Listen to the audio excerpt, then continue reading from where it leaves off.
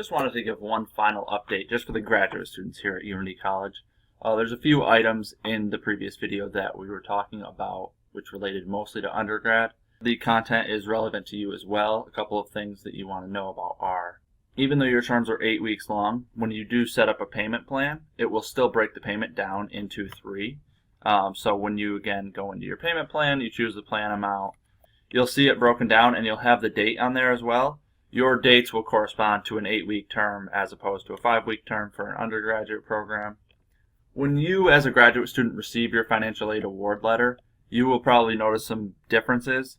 The amounts in the expense category may change slightly. The biggest difference is that you will not see a Pell Grant or a subsidized loan. Graduate students are only eligible for an unsubsidized loan, so that is all you should see on there. Again, broken down by term.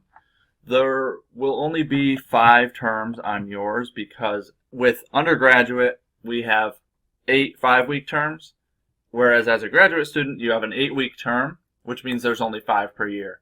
So if you're seeing 5 terms on your financial aid award letter, that's totally correct. And then again, you can ask your graduate advisors if you have any questions. That's really the only differences. Everything else should be totally relevant to you. So have a good day. Thanks.